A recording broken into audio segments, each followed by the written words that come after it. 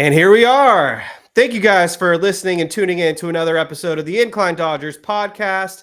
We are presented by Tick Pick and Fansided. More on Tick Pick later. This is Kevin Klein speaking. Your Los Angeles Dodgers are now 83-55 in the year 2024. They take an 11-6 victory over the Arizona Diamondbacks this Labor Day afternoon, and they take not only this series when they won 3 games of the 4, they officially take the season series, and technically they're up 6 games in the NL West now on Arizona, but because they hold the tiebreaker, it's more realistically a 7-lead game. Your Los Angeles Dodgers were on fire today, so we'll talk about this game, the previous games, just the frenzy. Every Dodger stepped up, in my opinion, in this series, and I can't wait to highlight and showcase everyone. I'm joined by Zach Sloan today, who's making his return to the Incline Dodgers podcast. This will be a more fun episode for Zach because I believe the last time he came on, it was just a lot of Ippei talk. So, Zach, how you doing? I'm doing pretty good. How about yourself? I am very excited to not talk about gambling and Shohei and Ippei. Yes. It'll be a good time, so make sure to smash that like button if you haven't yet. We got a lot of people in here, so we'll get to your questions later. Feel free to drop any comments you have in the chat. But your Dodgers, they were on fire this series. They scored a whopping, wrote it down somewhere, looks like they scored 31 runs, and the Arizona Diamondbacks scored like 37 runs. So even though the Dodgers were outscored in this series, there was one outlier game, which is kind of why the D-backs took the lead in the run score. But for the most part, the Dodgers were dominant in this series. More often than not, they were leading in these 4 games, and that's why they were able to take 3 of 4 against the Arizona Diamondbacks. I want to start with Shohei Ohtani because why not? Shohei is chasing history, folks. If you haven't even been following him, then what are you doing? I'm sure we're all aware of what Ohtani's been up to. National League frontrunner for the MVP award. I think everyone's going to agree with that, especially Dodgers fans. He was able to swipe 3 more bases today, so he's up to 46 stolen bases. And Shohei was like, why the hell not? He stole second base, then he stole third base because that is what Ohtani can do. So the only player in MLB history now to have 44 home runs and 46 stolen bases in one season. The guy has just been incredible this season, batting .293 with a .378 on base, .996 OPS, 44 home runs, 46 stolen bases, 98 RBIs. Let's start with Shohei Ohtani. Zach. He is not human. Every time I talk to him, to other people, I just have to call him a unicorn. The dude just... The thing that blows me away about Ohtani is more the stolen bases. It's like he came into the off season and you could see like in all the pregame prep and spring training, he was doing a lot of like running and like resistance band work. And this is why, like, he had his mindset on becoming a great base runner, and he doesn't even get close to getting thrown out half the time. Like, he just he runs and guys throw down, and even good catchers, it's just not even close. He's a joy to watch. He steals bases. Like today, he stole second, he stole third. He wasn't even gassed when he got to third. Like most guys, get a little bit of, chest puffing from being out of breath, and he's in such good shape. I hope he can continue to stay healthy and keep doing this through October because it is fun to watch. Shohei Ohtani has just been unreal. I don't think anyone could have predicted, unless you're Jose Mota, who came on this podcast preseason and highlighted how great of a base runner Shohei Ohtani is. And I can't remember the figure he threw out there, but he did mention something crazy like Shohei Ohtani could steal X amount of bases and hit X amount of home runs if he really wanted to. And it looks like that's exactly what Ohtani has achieved. So because we're not getting the pitching from Ohtani this season as he's recovering from a second elbow surgery. So let's just highlight that. First of all, this guy has these monster numbers and he's recovering from the elbow surgery. And throughout the year, he's been able to work light throwing and bullpen sessions. I think he kind of caps himself off around 10 pitches, but he's doing that once or twice a week throwing. But with the bat, he's got all the power. He's the best hitter in baseball. He's got the most home runs up there in RBIs. He could chase a triple crown. He's really close in that mark. He's only second behind Elly De La Cruz for National League stolen bases and all of stolen bases in baseball in general. And here he is looking very likely. I didn't think we would be talking about this, but 50 home runs and 50 stolen bases is within reach. And this is crazy. Yeah, it's a big number for both of those to be able to do both of those. Even 45-45, I think would be really awesome. I mean, I know it's not a round number, but I think that's a foregone conclusion at this point that he gets to 45-45. Because I can't imagine he goes another how many games do we have left? 25 or Yeah, ish. something like that. 25. I can't imagine he goes that long without hitting at least one home run. I mean, he has excuse me swings that he hits that are home runs, like the other game a couple days ago. So he's just fun, man. And what I like about Ohtani is even when he fouls pitches off, he'll like kind of make like that hesitation or like kind of warn people with his hand, like kind of like a excuse me, because I think it's like a Japanese culture thing, if I had to guess, where he's like apologizing that he like almost killed somebody or exactly. Like, my bad. He just harnesses this power where he can hit the ball so hit the ball so hard off his bat more often than not, or I should say more often of any of the Dodgers, 100-mile plus exit velocity, so many singles, foul balls that are coming off his bat at 100 miles per hour, and it turns into a lot of home runs. We'll get into I can't remember if it was the first game or the second game. We'll go into it right now. Why not? So I remember there was one game where Shohei Ohtani hit a home run to dead center, if I'm not mistaken. And I feel like I can't remember which game that was, but I swear this happened. But anyways, where I was getting at is there was the game where against Merrill Kelly, Shohei Ohtani homers to lead off the game.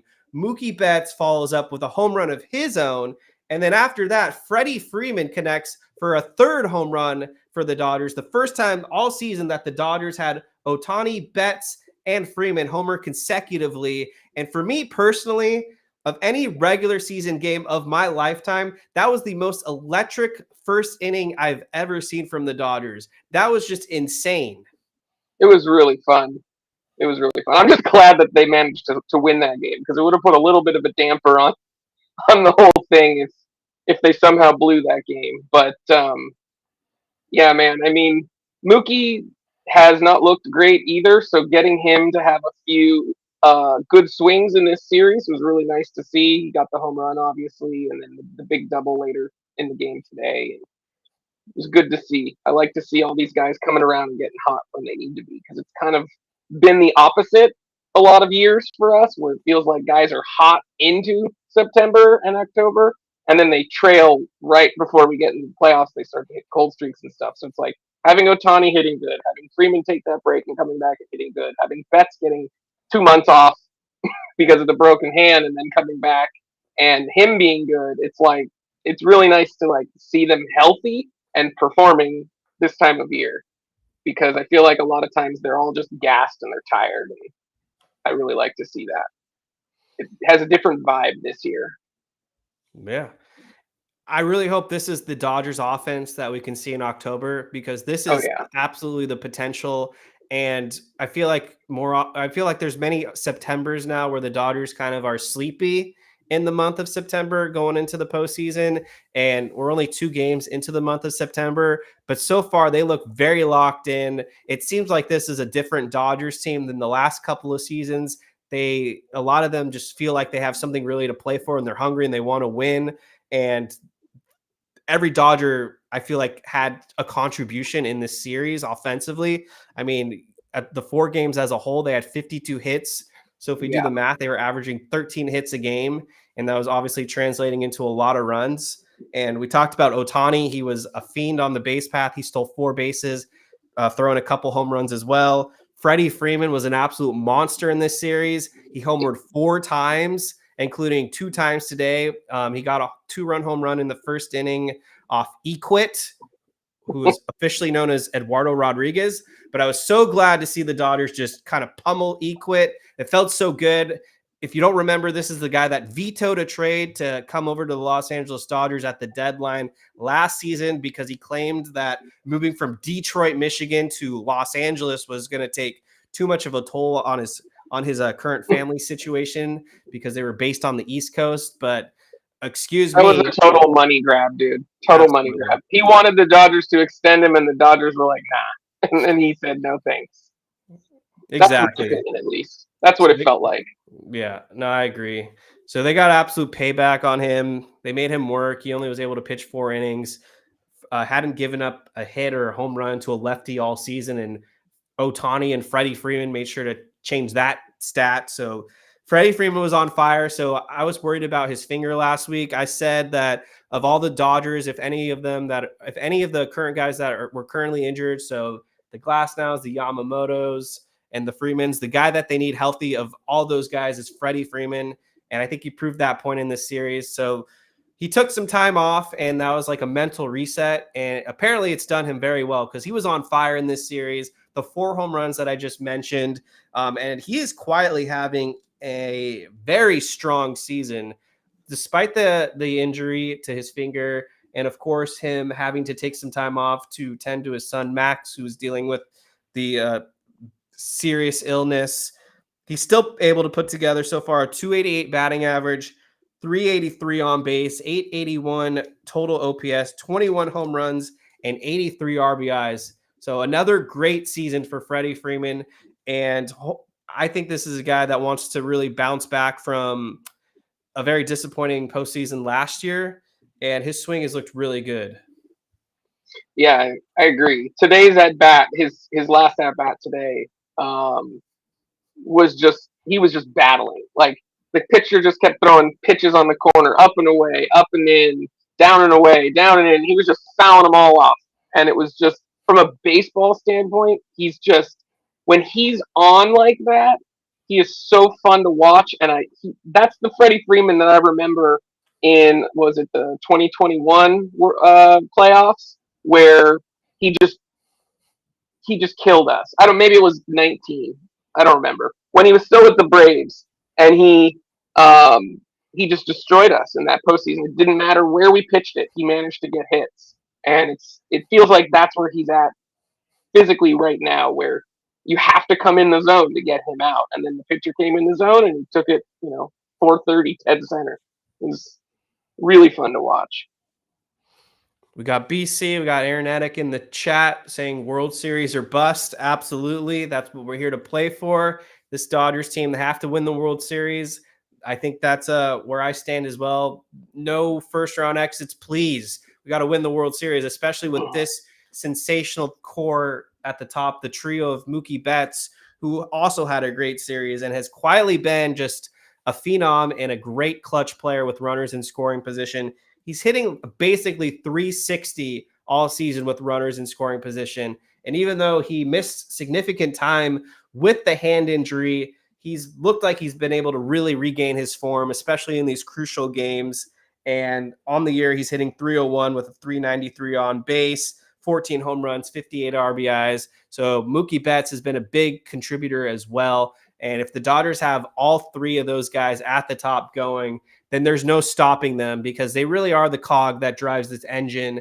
And when all 3 of Ohtani, Freeman, and Betts are clicking, the Dodgers are going to score a boatload of runs. And then it sets the table up for the guys like Will Smith, who was really struggling coming into this series, but he is a D-backs slayer. He had a monumental 3-run home run in the first game of the series that gave the Dodgers a nice cushion. They were only up 1, and then I believe that extended them up 4 runs, and that was actually crucial because Bonda later in the game gave up 4 runs in the 9th inning. More on that whole game probably later on, but Will Smith was able to get some hits as well today, drove in some runs. So Will Smith had a good series. We didn't see Muncy today because the lefty with Erod situation, but Muncy had a nice series. Gavin Lux had some base hits. Chris Taylor was able to actually do some damage in this series as well. That was good to see. Tommy Edman has been awesome for the Dodgers. He's been a spark plug. He had a big clutch 2-run base hit in the second game, I believe, when it was a 6-6 tie, and he made it 8-6. So Tommy Edman has been nice. So everyone's getting it done for the Dodgers. Yeah, I agree. I'm not gonna lie. I still have my concerns about Will Smith. I feel like he's still chasing a lot. I think he's still searching for it. I think he's closer after this series than he was before this series. But Will Smith, like when he's at his best, he is spitting on pitches that are borderline, that are on the edges. And right now, he feels like I feel like he's swinging at stuff all around the outside of the zone, and he's not making pitchers come in the zone. And so I feel like he's not barreling up or getting as many balls to barrel because of that. So, but that I think comes with confidence too. And it's like that's what you're seeing. Just to flip the coin and talk about somebody else you mentioned is Chris Taylor. Since he's come back, like it took him a couple of games to kind of get into it, but even when he's not getting hits, he's giving like like as Doc always says, good professional at bats. He he's taking a lot of pitches. He's fouling off a lot more pitches. He's not swinging through balls. When he's hitting balls, he's hitting them well, even if he hits them at somebody.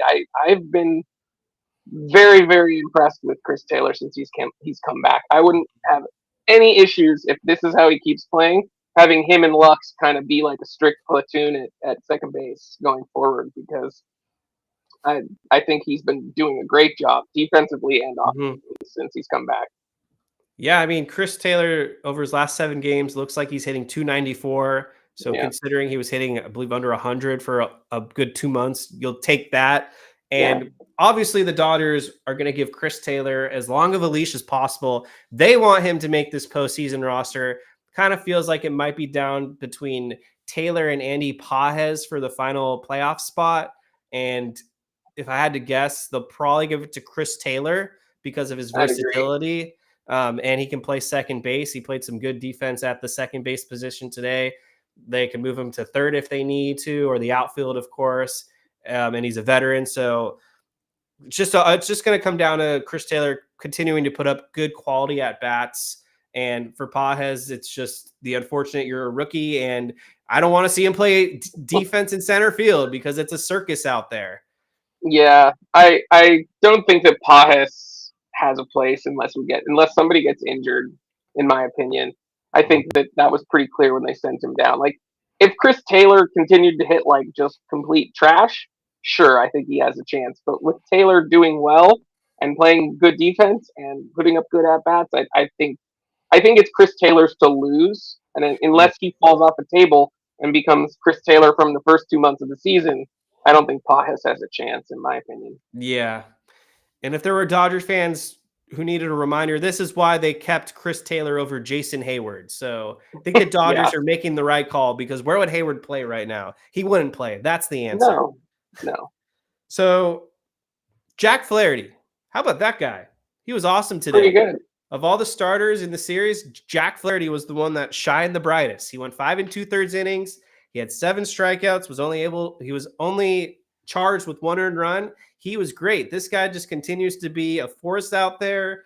And I would say kind of in his last couple of starts, he did show some vulnerability when he was giving up home runs, but he looked really good today. And the one thing that I love about Jack Flaherty is his swing and miss stuff. That curveball is nasty. He's able to locate that fastball all over the plate, get it for strikes, get a lot of whiffs. So I feel really good about the deadline acquisition. I'm really glad that the Dodgers were able to pull this one off, because Flaherty has been huge. And I don't know where this rotation would be, or this team would be, to be honest, without Jack Flaherty. He's been a savior. Yeah, I agree. Today was one of his most enjoyable starts for me to watch. I feel like he had his best command of his fastball today.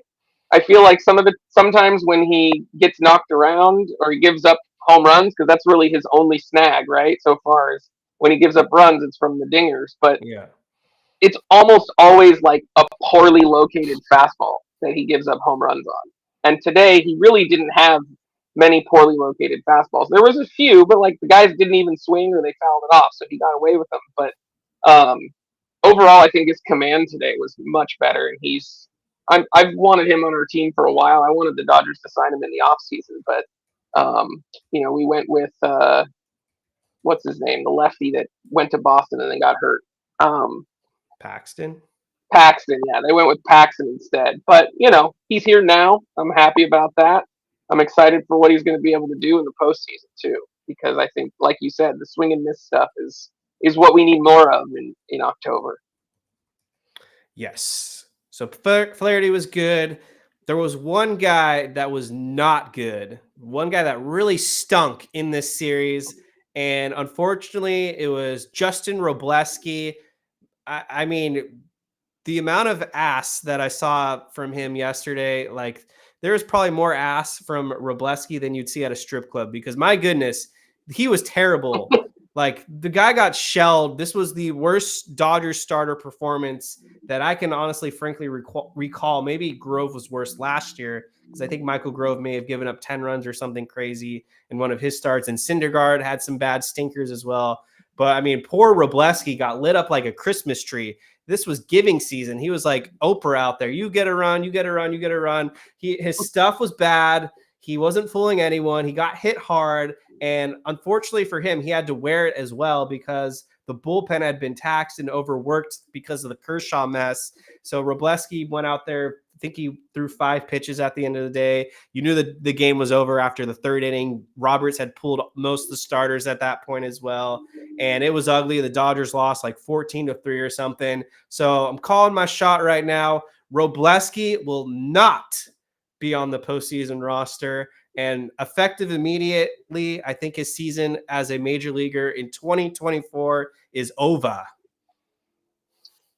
I don't know that I'm 100% on board with that. I think that Robleski still has good stuff, and I think his season as a starter is probably over, because I think at this point they'd rather go to Knack, because at least he's more of a known commodity. He's not going to have these kinds of blowups.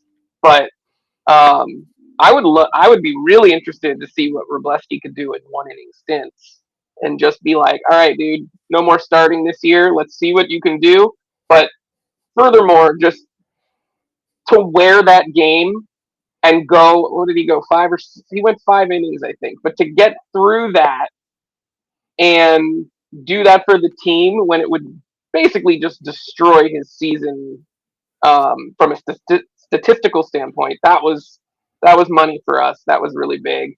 Games like that happen sometimes as a baseball player, and for him to take it on the chin and grit through it and get through it when he didn't have good stuff, that was good to see too, for what it's worth. But let's see him in 1 inning stints. I wouldn't be surprised if the Dodgers try it. It's not like we don't have the need for another power lefty in the bullpen. Well, you mentioned Knack, and I think honestly he deserves to be the 28th man on the roster. So I'm expecting them to send down Michael Peterson in a day or two when it's Knack's turn to go in the rotation. And honestly, I think he'll be in the rotation for the Dodgers for possibly the rest of the season. And if they have to bump a guy out, then maybe Knack gets moved to the bullpen and can provide some length out of the pen. Because I mean, you compare the stats, and it's night and day. Landon Knack's been having a much better season than Robleski, and they don't owe either of them priority over the other. So Robleski got his turn first. He literally blew it. He was terrible. So now I think you got to do the service to Knack and give him an opportunity, because when he's been up with the Dodgers, from what I remember, he's been consistent and good every time out.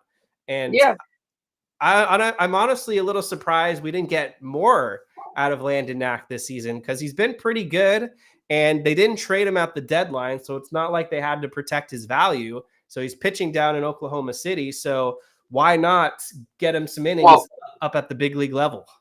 At this point, I believe he has only one more option left. So if he is on the team again and he's put on the 28-man roster, he's got to stay up for the rest of the year. He's got to stay on it until the end of the year. So if that's the case, I think it's like what you said. I think he'll stay on until the end of the year, even if it means he gets bumped to the bullpen and they get rid of a Honeywell or a Peterson or those types of relievers to keep Knack on there, because Knack has way more value than either of those two guys I just mentioned. So, but I don't think Robleski was ever making our playoff rotation unless everything went wrong. Totally. If he makes our playoff rotation, we've got bigger problems. So absolutely. And I think what you said makes sense, that having no options is obviously a wrinkle in the plan.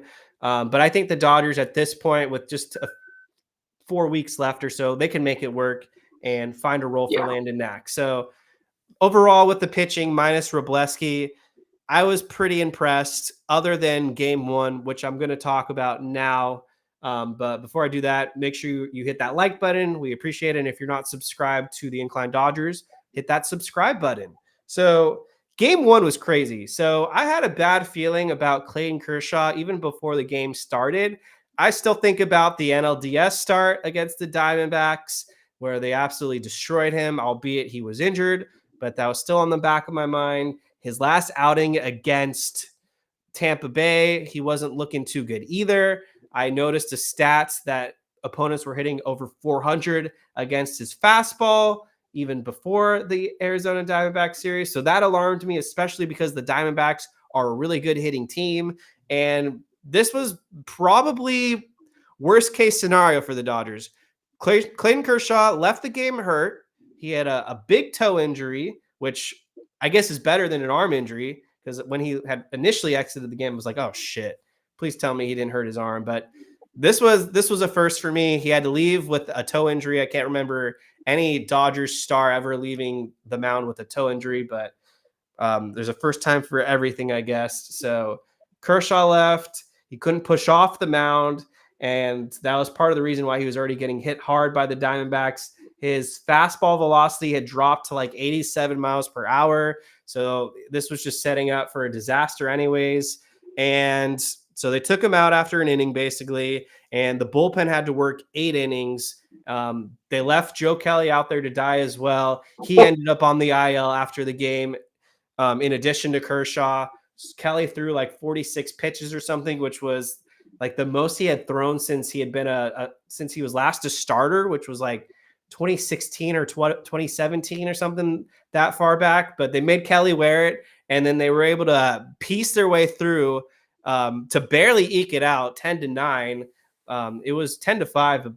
Bonda was running on fumes at that point because he had pitched the previous 2 games in a row. So on the third night in a row for Bonda, he got hit hard, gave up a couple home runs, but overall they survived it. But I wanted to get your thoughts on what's next with Kershaw.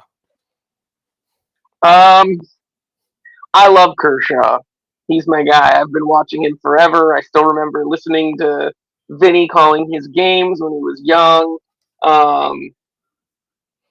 And I hate even uttering this into the ether, but he just hasn't looked great this year. He's had a couple of games where he looked solid, but it's just, when your fastball tops out at 90, it's tough to be a big leaguer. You got to have elite command, and he hasn't really had that this year.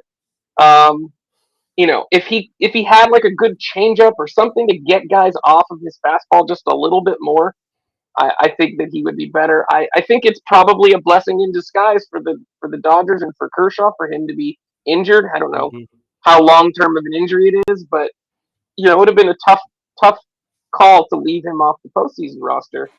I think it makes it a little bit easier now, and then they can kind of reassess next year. I think he has a player option.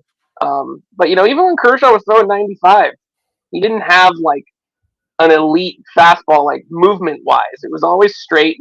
He had good command, so he could put it where he wanted and play his other pitches off of that. And when he doesn't have even 92 or 93 in the tank, it's tough against major leaguers, man. They're just too good nowadays.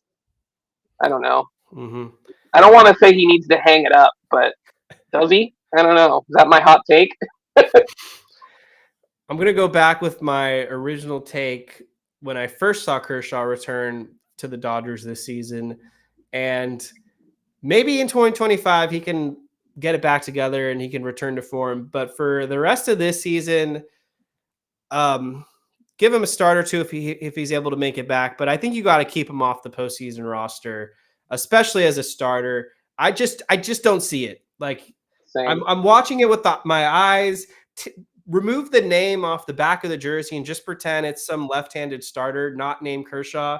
What I'm seeing out there is more like Jamie Moyer than Clayton Kershaw. If I'm giving the honest truth, it's not anyone's fault. It's just the reality of the situation.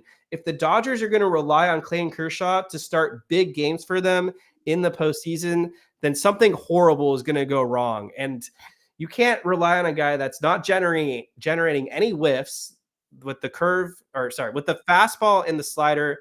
They've been hit pretty hard this season. His curveball has been his best pitch, but he doesn't throw it that often because it's probably taxing on the arm.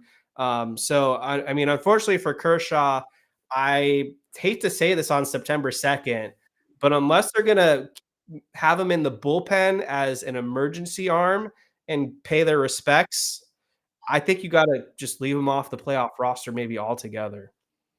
I don't know. I mean, I think I don't disagree with you. I think that there are better guys on this 28-man, 26-man roster. I guess Yeah. if we're talking playoffs, it's 26. But I think there's better options than Kershaw right now. And Yes. I don't like saying it, but um, I mean, even a guy like Landon Knack, I think I have more faith in being like that bulk inning guy or somebody who can give you 2 or 3 innings if we get a big lead or we go down big and you just need someone to cover some innings. I have Mhm. more faith that he will keep the game where it's at than Kershaw will keep, especially against like the playoff teams that we may be facing, like the offenses that we may be facing. You know, you got like the Phillies or the Diamondbacks or the Padres or the Braves. Like those are offenses that would scare the crap out of me if Kershaw was on the mound right now, just the way Oh he's yeah. been throwing. And I feel like Knack, at least with his mix of pitches, he may give up some runs, but like I don't think he'll blow up. And I think Kershaw has more potential for that. And I guess that's where my brain is going, is like blow up potential. Um, so yeah, Mhm. that's my thought. That's the difference for me. I want to make sure to get to your guys' questions. So this is a good time to start dropping questions in the chat for us. We'll answer anything you throw our way. If you got super chats, that'd be awesome as well. So take your time, think of some questions. We'll get to those. They're not even a part of the program, but I want to just quickly shout out Travis Matthew, who sent me some nice shirts, including this Dodger long sleeve polo like shirt. It's so comfy. I think they're having a Labor Day sale going on as well. So check out their site, Travis Matthew. They got Dodgers merch. Loving what I'm wearing right now. It's breathable. It feels great. And we're winning. We're winning games here. So we talked about Kershaw. Now let's talk about Joe Kelly. He was placed on the IL, like I mentioned, with shoulder inflammation. Could be a phantom mile stent. Could be real because he missed like 60 games or something earlier this season with that same injury. Another guy that I'm going to bury him as well. I don't think Joe Kelly should be on this Dodgers postseason roster either. I just haven't liked what I've seen from him all season long. And I know that there's times where he can dial it up to 101, 102 miles per hour, but he's just been so inconsistent with the ERA over 5, the high whip, giving up big home runs in crucial situations. And with my Dodgers trust tree of guys that I feel belong on the postseason roster, Joe Kelly doesn't fit. Yeah, I agree. I think that there have been years in the past where he's pitched like this early in the season, and we've had time to like let him figure it out. And then he kind of turns it around and he'll go on a run for a couple of months of being pretty reliable, albeit still wild. But we have a deeper bullpen than we had those years. I feel like Yeah. I think that we have plenty of time, uh, or not plenty of time this year for him to work it out and figure it out. And at this point, I'd rather let the dudes that we know are going to be dudes for us do their thing and get their reps rather than Kelly. But Kelly could be a potential, 40-man roster spot guy too, because he's not signed after this year. So if we need his roster spot to bring up someone else to get a look or something, like I think you were talking about rushing, which I think isn't going to happen at this point, but you Mhm. could bring him up technically and put him on the 40-man and kick Joe Kelly to the Yeah. curb, just as a thought. It's Yeah, that's a fair point. And I'm going to be excited to continue to watch Bobby Miller pitch, hopefully, for the Dodgers at the big league level,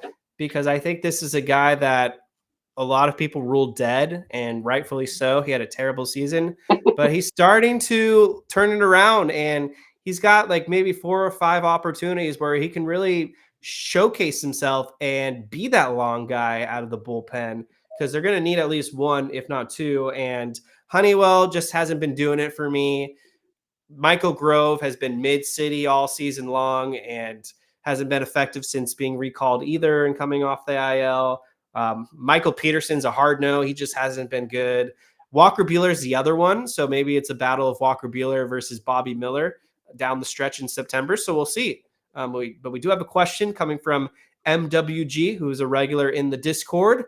Are you benching Muncy and Lux in the playoffs against lefties? Muncy, no. Lux, yes. But with the caveat that when that starter comes out and the bullpen starts coming in, I would bring Lux back in, more than likely. But Muncy, I would let him get his reps. I feel like he's missed so much time that they're at this point they're giving him his days off against lefties.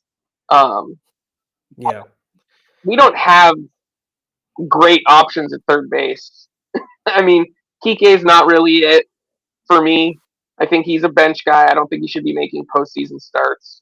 I'm like I said earlier in the show, I'm okay with Chris Taylor if he keeps on playing the way he's playing, getting starts at second base. So, kind of lines up with that question there. What about you? I agree about Lux. I would probably have Kike against the left-handed starter over Lux just because of Kike's big game ability, big game hit ability. And then I don't know about Max Muncy yet. He has been bad against lefties all season long, but it is a small sample size. And it would be kind of painful to not have Max Muncy in your lineup, even if he can't hit lefties. He just has a good eye and can work the count when he's really feeling himself. Vintage Max Muncy. But then I guess, the other alternative would have to be Chris Taylor. But I think this brings up a good point of probably why the Dodgers wouldn't want the Atlanta Braves in an NLDS best of 5 format, because most likely they would throw, depending on their rest and all that, because they're going to have to play the wild card round, they could potentially throw Chris Sale at us in game 1 and Max Fried at us in game 2, both lefties. And so just by that, then they're neutralizing 2 of our best bats and best bats all together right there with Muncy and Lux the way he's been swinging. So it's going to be a very interesting thing that's going on here. We've got Arizona, who we just faced, obviously, San Diego, who's beaten us most of the time this season, and then Atlanta, who I think the Dodgers have one more series against them later on this month. Yeah, that's a good call about Atlanta's lefty starters, but Atlanta's also still, at least as the playoff structure is now, they still have to get past the Brewers and the Phillies, which they haven't done such a good job of the last couple of years. Brewers. So, but they also didn't have Chris Sale last time, and Chris Sale, man, that dude has just been vintage this year. Just like he never got hurt for the last 2-3 years. So he scares me for sure in the postseason, because I could see him striking out like 13 Dodgers in 6 innings or something crazy when he's on with his breaking stuff. I'm hero. I wish that we did trade for Chris Sale instead of James Paxton. I mean, in hindsight, I'm sure we all wish we did. I wish we got what's his name, Flaherty instead of Paxton. So same thing, really. Yeah, so I don't have many other takeaways on this series other than the first game was a shit show, but the Dodgers survived. The offense was huge. They scored 10 runs. Most nights the Dodgers would lose when they give up 9 runs, of course, but thankfully the offense really carried and bailed out the pitching staff, and I think kind of covered up some of Dave Roberts' interesting in-game management decisions, like pitching Michael Kopech in the 6th inning and then having Anthony Bonda close it out in the 9th on 3rd consecutive pitching day in a row. But we survived. We got 10 runs. The second game was a back and forth between the 3-0 Dodgers lead, where we hit the 3 consecutive home runs, and there was electricity all over the ballpark. And then somehow we gave up the lead in the bottom of the 1st inning because Corbin Carroll hit like a inside the park home run, and then the D-backs rallied. But we got the job done. We won that game. Tommy Edman was clutch. And then we talked about the 3rd game being a shit show. And then today, which was just Dodgers dominance. So took 3 of 4. I was hoping for a 2-2 split. I was being generous. So Dodgers exceeded my expectations. This is the best they've looked all season. In my opinion, the offense was just clicking and firing firing on all cylinders. So let's get to this question because I actually wanted to talk about this next as well from IV. Is Shohei Ohtani going to get booed at Anaheim in his first at bat?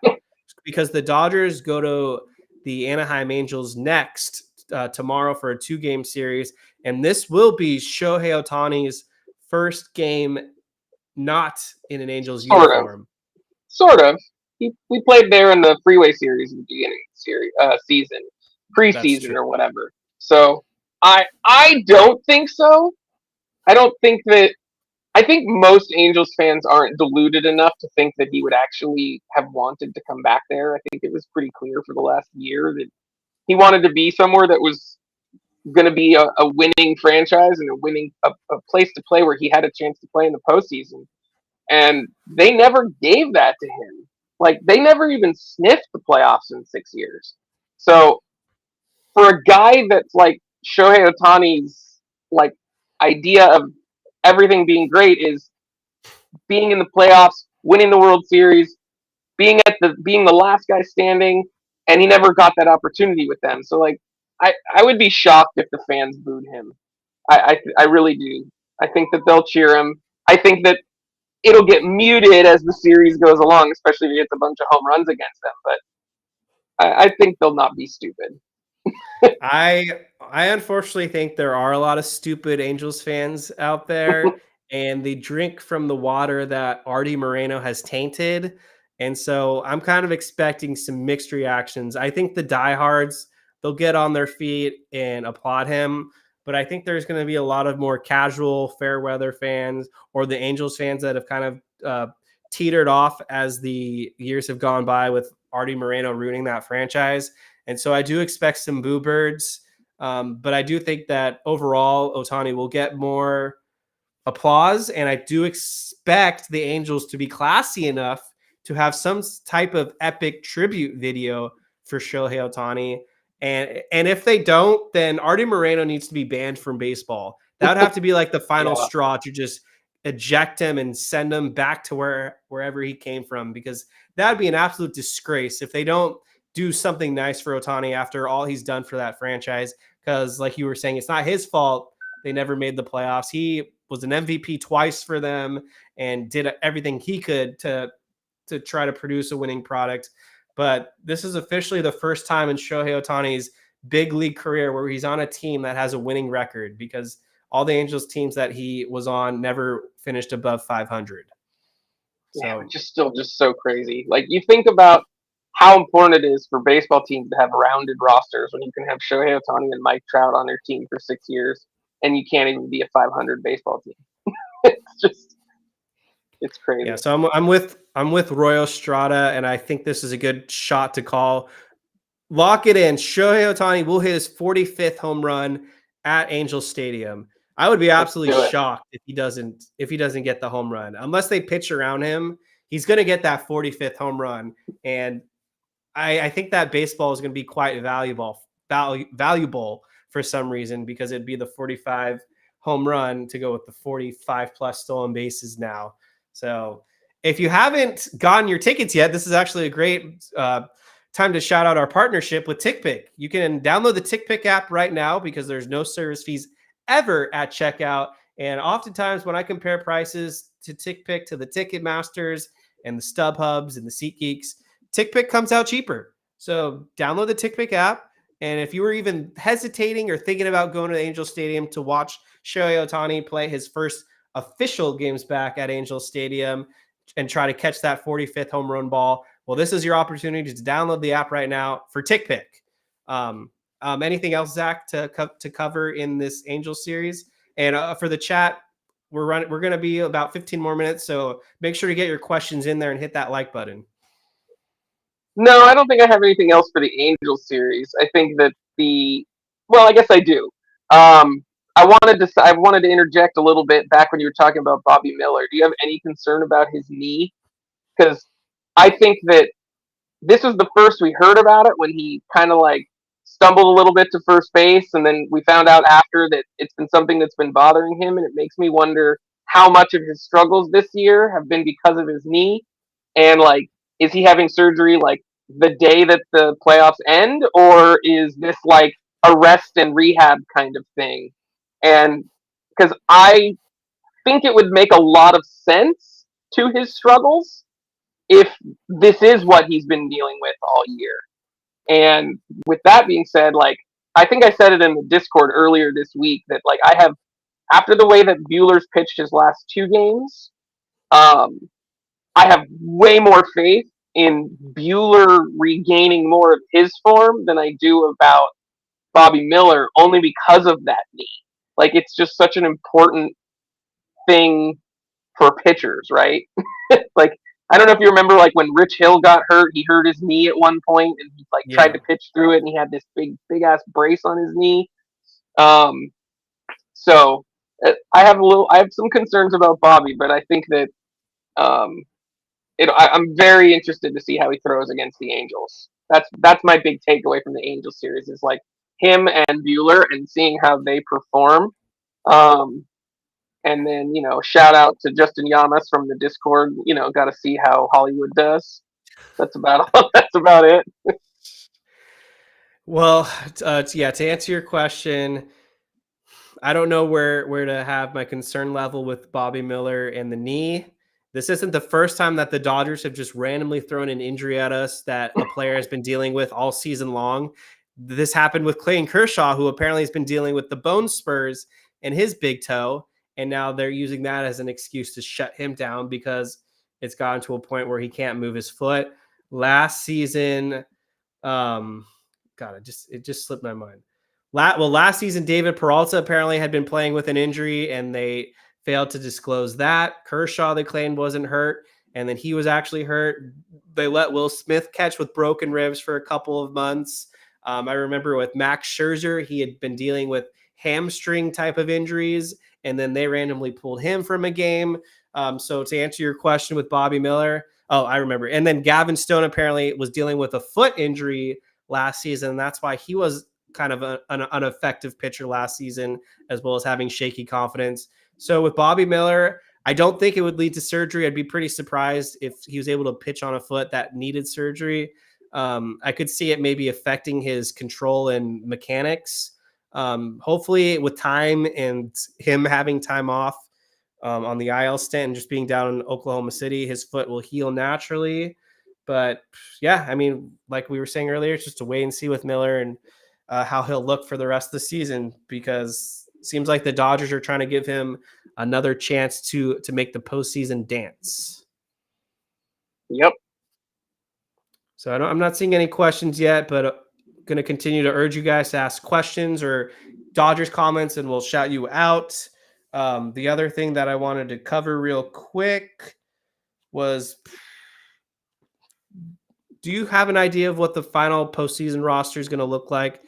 Do we think, to make things simple, Graterol is going to come back, hopefully stay healthy, so they'll have him on the postseason roster. I think for the position players, it's down to Chris Taylor and Andy Pages, because we know the other 12. And then for the pitchers, I think we just list them out real quick. It's going to be Glasnow and Yamamoto. Hopefully they're both healthy. Flaherty and Stone, I think that's your 4 for the rotation. So then the bullpen, you got Kopech, Phillips, Graterol, Hudson, Trinan, Vesia, Honda. So that's 11. And then I missed. You can have 12, right? You have 13.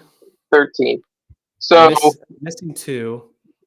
I'm obviously blanking on someone important because I for sure. Did you say Trinan? Frazier. Yeah, I said Trinan. Frazier, yeah. Frazier's 12. And so the final spot I feel like is going to come down to Bueller, Bobby Miller, sorry. And then there's an outside shot. I guess Michael Grove could be in the mix, but it's hard for me to see. And then Kershaw's on the IL, but you can't rule him out, I guess. Joe Kelly's on the IL. You can't rule him out. But yeah, there's just a bunch of guys right now. So I would say for those last couple of spots, I would say Bueller is probably the most likely, assuming he stays healthy. And then you also got Landon Knack, who's a possibility. But all of this is kind of assuming that Yamamoto and Glasnow get back, which, like you had mentioned earlier with the Dodgers medical staff, we don't know. Like, Mhm. I think I'm more in positive territory for Yamamoto right now, only because he's made a couple of rehab starts now, and he's like Yeah. trending back. Glasnow, I'm still like cautiously optimistic, but I don't know how much time he's going to need to build up. It's like we're in September now. He doesn't have time for 2 or 3 rehab starts if he isn't even throwing off of a mound yet. Like that's my biggest concern about Glass now. So, and Yeah. that changes the postseason picture a lot. I think if you don't have one of the two of those guys. Yeah, absolutely. So we got a couple questions and then we'll get to the final stretch here. From IV, the question gets asked a lot, but who would you rather face in the NLDS at full health, the Arizona Diamondbacks or the San Diego Padres? Which one would you pick? Because looking like it's going to be that way. That's a tough one. I think that it could go. I flip back and forth all season. Based on how this series went, I'd say probably Arizona, only because their pitching isn't there. And if our pitching is at full strength, I feel like that more neutralizes their offensive capabilities. Um, but they're both not fun teams to have to play in the postseason. They're both good teams. No. I just hope that Tatis comes back and ruins the clubhouse chemistry that they got going down in San Diego, and they get bad again. So, Yeah, I mean, I so don't know. Tatis is back. First game back's today. Based off the way it's gone all season, Padres have had our number and they seem to have assembled a roster to compete and try to beat the Dodgers, while the Arizona Diamondbacks have a very potent offense and one of the best in the National League. But their pitching doesn't win me over versus the Yeah, Padres pitching. And I feel like if we really are locked in, we should be able to beat the Diamondbacks. So I would go with Arizona. I'd rather face Arizona and rematch of the 2023 NLDS. And if the Padres survive and so be it, then we'll get them in the NLCS. yeah, And Yongyi, what about the Braves? Would you rather face the Braves than Arizona or San Diego? For me, the Padres actually are number one. I don't want to face the Padres in a best of 5. And then number 2 would be the Braves, and then number 3 would be Arizona. But that's just me. yeah. Are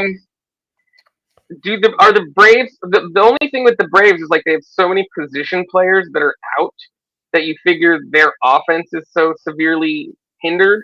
I don't know enough. I don't follow the Braves closely enough to know, but I think Albies is out.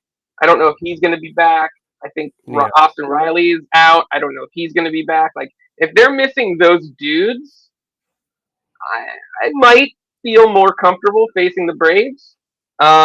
Outside of the 2 starting pitchers you mentioned earlier, like I think that Sale and Freed would be tough for us, but I think that our starting pitching is just as good or can be just as good, and I think that the rest of our team is better than theirs. So I don't know. I think I'm on board with you though, in that I think Arizona's pitching is makes me more inclined to want to face them. I think our offense can do more against them. As long as our pitching shows up, I think we would have a better matchup there. Yeah. Well, the way it's shaping up right now, this will be the 3rd year in a row where the Dodgers get a bye, get some rest, and they have to face an NL wild card winner that will likely be coming off some momentum. So hopefully 3rd time is the charm for the Dodgers and they can get over this hump, or else there's going to be some serious consequences. So Zach, I'm just going to leave it back to you. If there's anything else you wanted to cover real quick, or if anyone in the chat wanted to throw a last second question at us, we're at the 55-minute mark. So I've covered, I think, everything I wanted to cover today. The Dodgers slaughtered the Diamondbacks. They've played some of their best baseball, and I'm a happy guy. Likewise. I did have one question I wanted to bring up with you because it's something I've talked to my dad about a lot because you were talking about getting the rest for the wild card. I think that the wild card series needs to be tweaked so that if the wild card winner wins the first 2 games, the third day you play against whatever team you play against. Or if they play 3 games in 3 days, the fourth day they play the NLDS starts essentially. Because I feel like as it stands right now, the benefit you get for winning the division is you get the days off when they're playing in the wild card. But the disadvantage to the wild card team is basically that you lose one starter for all intents and purposes. Because if you play 3 games in the wild card and then you have a day off, you could throw your normal game 1 starter in game 2. And it's not that I just feel like it's not a big enough advantage to the team that wins the division. Like I felt like it hurt teams more to have a 1-game wild card because you'd see them, because it was a 1-game have to win, they'd throw their 2 best starters in the first game just to win it. And that benefits the team in the division, that wins the division more. And there's not that much of a benefit anymore. So I'm just curious what your thoughts are. Like, should the MLB tweak it, or do you like it the way it is? No, I don't. I don't like it the way it currently is. I'm trying to figure out what the postseason schedule was like last season. But If I remember, it was the wild card. They play 3 games and then they have a day off to travel, and then they play again the day after. You're right. Okay, so man, I don't. Like, I think that at a minimum they need to get rid of the day off.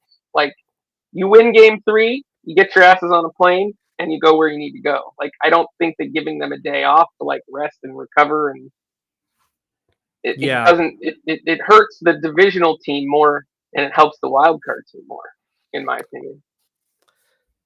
Yeah, I mean, I think I agree with that. Like, if they do have a game 3 and game 3 is on 10-3, then NLDS should be on 10-4. I do think that is at a minimum what they could do. Because I mean, the Dodgers basically get 5 or 6 days off, and that's just a lot of time off. Yeah, and that's like an all-star break. Yeah, so I don't like this. Like this only works in the NFL. Other sports, it doesn't make sense, especially baseball that's so timing and rhythm dependent. Like, and then just expanding even more to 8 would just be even more stupid. So I don't know what baseball can do to fix this mess. I mean, the only thing that I can think of is like you get rid of the wild card altogether and you just have, the top however many number of teams in the division, and then they just play division series, so to speak. Maybe you don't call it a division series anymore, but you just call it, round 1 of the playoffs, and then it's 5-game series from the get-go, and nobody has any time off. You just go right into it. Best team versus worst team, second best versus second worst, and you just do it like that, where the division doesn't necessarily matter. It's just your record.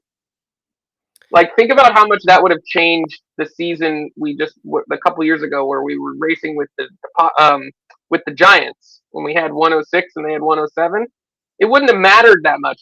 Both teams wouldn't have killed each other to win the division. Both would have been more healthy going into the playoffs. It would have made for a better product on the field. But that's just me. Yeah, I mean, honestly, the only thing I could think of to help fight this rhythm would be expanded to 8 teams make both leagues. So now 16 teams make the playoffs, and the 1 and 2 seeds, how you would format it, I guess, is think of it as a 2-0 lead. And if you're the wild card team as an 8 or 7 seed, you have to win 3 straight. And that would be the only way to get the top seed some games in. And at the same time, you're rewarding the 8 and 7 seed, because at least you get a chance versus missing it altogether. That's the only thing. I kind of like that idea. I don't know that I would give them a 2-0 lead, but I would say I give them a 1-game lead. Like, the series starts like 1-0 to the team that's at the top, so that you're putting the onus on the worst team to try to step up and make it a series by winning that first game and evening the series and stuff like that. That's a cool idea. I like that.